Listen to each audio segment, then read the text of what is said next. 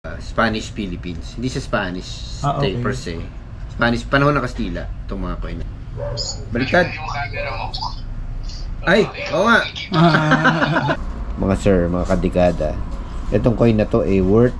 Ako si Angelo Bernardo. Welcome sa Dekada Collectible Show. I-feature namin dito ang mga coins, collectibles, vinyl records, toys, books, antiques na dumadaan sa amin. At mag-interview din kami ng mga collectors and dealers. Siyempre, hindi mawawala ang ating mga picks at mga pasyal na may kinalaman sa collectibles. Tara, kwentuhan tayo. Good afternoon po, sir. Opo, good afternoon din po. Meron po sana akong ipapa-check ko lang po. Okay, ano yan? Ano po sabi nung mother-in-law ko sa father niya po ito, parang Spanish coin daw po. Spanish coin? Opo. Okay, tingnan natin yan. Yung isa ko kasi medyo malabo na yun. Yan, okay. So ito ano to, Spanish Philippines. Hindi sa Spanish okay. Per se. Spanish, panahon ng Kastila, itong mga coin na to. Nagamit po talaga natin. Nagamit dito yan, barya nung araw. Na ang tawag dito, kwarto. Ito yung mukhang Spain. Hindi po dito nagamit po. Nagamit dito yan, pero gawa sa Spain. Pero sayang po, no? Medyo... Wala nang ano. Ito, Maravedis yung tawag dito. Maravedis. Opo. Pero dahil sa condition niya, hindi na natin mapapakinabangan niya. Wala na tayong makita. At least ito, pwede pa kasi may nakikita natin. Opo. Ito naman mga US Philippines na 5 centavos. No? Anyway, dito ako interesado, sir. Dito, ang tawag dito, 1 kwarto. Tapos kung sisilipin natin, meron siyang date. Meron po dito, mga 1800s. 1820. Ayan. So, magkano, sir? Wala ko po. Siyempre, kayo nagbebenta. So, bigyan niyo ako ng presyo. Sa akin na naman po, no? Pwede mo po. Kasi nga, pwede mo pa yan, sa 10,000 po, pwede yan. Nako! 10,000! Kasi po, wala rin po akong idea, pero siyempre, yun lang po ang naisip ko. Okay. Well, kung maganda sana yung condition nito, pwede tayong lumapit dun sa sinasabi ng presyo, 10,000. Pero sa condition niya na medyo, halos wala na makita. Sige. May opinion na ako dyan, alam ko na rin yan, pero maganda kung tumawag tayo ng expert. Ganyan po. Sige. Expert na rin ako dyan, pero maganda pa rin yung meron kang second opinion, di ba? Pero ito, nag-circulate po yan, parang ganyan siya sabi. Nag-circulate yan nag-circulate yan sa Pilipinas. Hindi po talaga Spanish coin lang. Ano yan, 1 kwarto na 1820. So, isa sa mga sinaunang barya natin yun. So, tawagan natin yung ating kasama sa Pinoy Pawn Stars. Si Arman. Ayan. Siya yung nagko-coin sa Pinoy Pawn Stars. Arman. Busy ka ba? Sige, may tatanong lang ako sa'yo. Okay lang? Dali, pakita ko sa'yo. 1 kwarto, 1820, sir. Kikita mo ba? O kailangan mo ng picture? Baliktad. Ay, oo nga. Yan.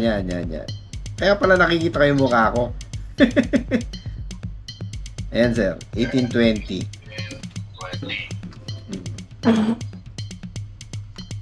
Parang corroded na siya. Oo nga eh. Corroded na siya. Po kasi nakalagay lang po sa parang wallet ng... So, siguro na na-recover nyo to or kaya nakuha mo to, probably it was corroded before. Corroded siya. Hindi naman. Naitago to sa mga lugar na kung saan may moisture or kaya nakuha sa ilalim ng lupa or sa inyong bakuran. So, maaaring yun yung nag-cause yun. Ganyan na po siya po. Sa wallet, hindi siya ganyan dapat kakurutin. Okay, pag sa wallet lang, ano. Baka lately lang yung sa wallet. Baka hindi pa na-invento yung wallet nung panahon na to. Ganyan ko na po siya nakita po. Okay, sa kanina ito, sir? Sa father po ng mother-in-law ko po, bali sa lolo po. Okay. So, parang mana-mana na. Opo. Bali, nag-ano rin po kasi yun eh. May degree hukay-hukay. Oo. Wala po kung ano. So, anong dito? Anong kwento nito, sir? Hello po, kadikada. Meron na naman tayong seller dito. Meron siyang papatingin na coins. Ayun. So, ayaw niya magpakita ng mukha niya. So, ako na lang. Hindi naman lahat po gusto magpa-video. So, meron siyang coins dito. Ayan, kita niyo yan. Pag mag-search kayo sa internet, sir, mga kadikada, itong coin na to ay worth 7.1 million dollars. Talaga? Kung tunay. Yung tunay po, ano? Ito naman, usually, itong ganito, Seated Liberty. Siguro mga 50, hindi ko pa sinecheck na, pero mga 50 to 100. Depende doon sa kondisyon. Yung kanyang, kanyang value. Opo. Yan. So, check natin, sir. Offhand, ito, sigurado na ako na fake ito. Kasi tingnan nyo yung gilid niya. Hindi ganyan ang gilid. Hindi ganyan ang edge ng 1804. Ito rin, ganyan. Iba po, hindi ganyan. So, ititimbangin natin yan, mga kadikada. Timbangin natin. Ito dapat, at least 27 grams. 26.95 o 27 grams. So, tingnan natin kung... Ayan, underweight. Underweight, no? Oh, 24.8 lang. Ito namang isa, ganun din, 24.8. At least standard na pick. Pareho silang timbang. Grabe naman, standard pa, no? Oo. Sa'yo, kadikada, bago kayo umasa sa mga ganyang coins, pa-check nyo muna sa expert. O kaya kayo na mismo tumimbang. Timbangin nyo 27 grams bago kayo bumili. Ayan. Magkano nyo nabili yan, sir? Hindi nga lang ako ng 500 na sabi niya, pangkain lang, gano'n. Ayun, oo. Kaya ko naman, sabi ko, okay lang, hindi rin gano'n kasi parang nakatulong na rin nakatulong na rin ako. Sabi ko, pero sinabi naman niya, sir, hindi ko alam to meron pa siyang gano'n, excuse pero souvenir na lang. Kasi kung tunay yun, nakakaalam siya, mahal pong ganitong point, 1804. Sabi wala doon siyang alam sa ganyan. Sabi ko naman sa kanya, pag totoo to, babalikan kita. So, ang rating natin dyan, kadikada, ay VF. Very fake. Yun. Sir Arman. Yan kasi, yan yung mga unang barya na ginamit natin noong panahon ng Kastila. Unang barya ng panahon ng Kastila. Okay. Before nagkaroon tayo ng minting company dito. Although, isa yan sa mga barya na ginawa natin doon. Okay. Dito sa Pilipinas. Kaya lang, dahil may mga tawag dito, parang at that time na nagpapagawa sila ng pera, hindi nila ma-accumulate kung paano gagawin. So kumuha sila ng mga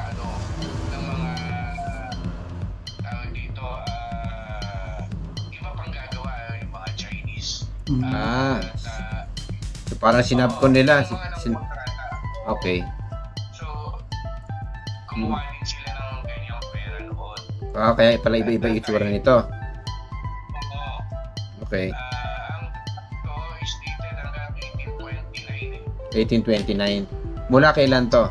Mga 1700s yata, meron na nito yan, ha? Barilya is 1766. Hindi, pero ito, yung mga 1798, wala ba ito nung 1798, 1799?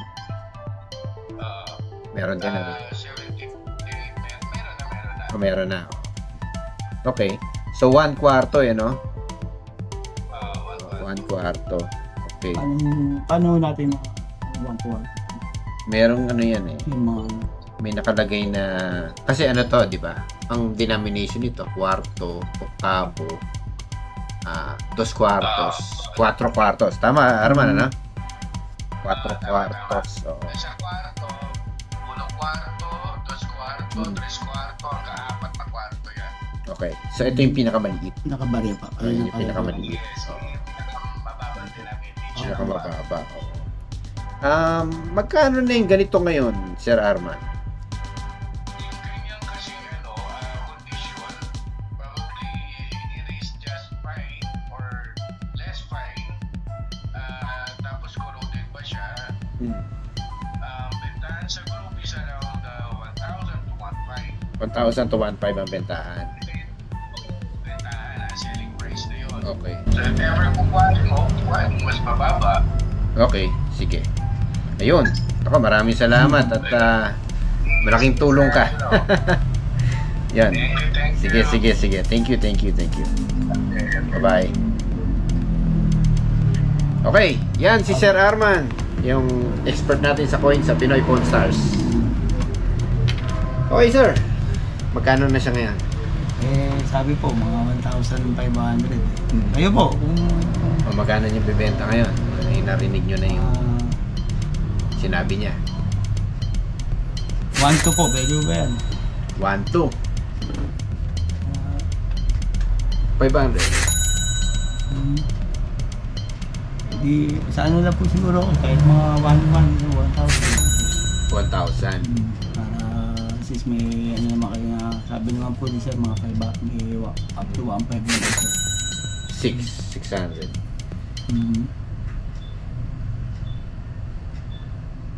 So 1,000 po. 600. Nagdaganyan na lang po para. Kasi pag sabi niya 1,000 to 1,500, so kailangan idikit ko dun sa 1,000 yung Mga 800 po na lang. 800 po. Kung okay lang po. 800. 700. Naka-mid tayo. 700. Sige. Sige po. 700. Pwede na po. Last naman po dun sa natin. Okay. Pwede naman po yun. Okay. Na po yun. Yun, maraming salamat po, sir. Opo, thank you po. Thank you. 700. Na, ano Kaya pa? na lang kita. Naano po ako na. Very helpful naman po siya. Si Sir. Kung ano. Kasi talagang naano po naman po itong store na to.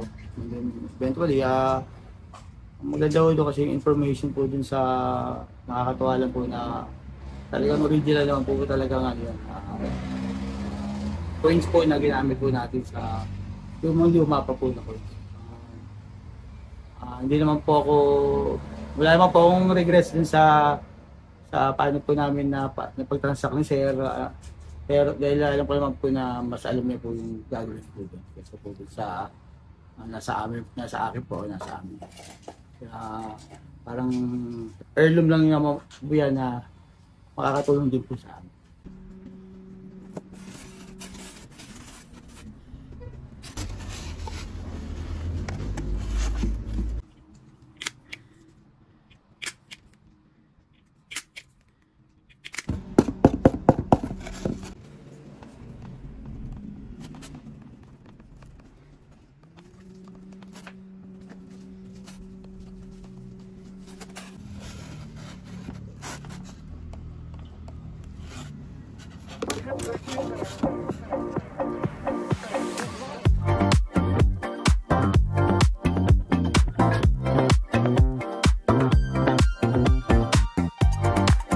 Ito, 1/4, 1820. Yan yung isa sa mga pinakaunang barya natin sa Pilipinas na gawa dito.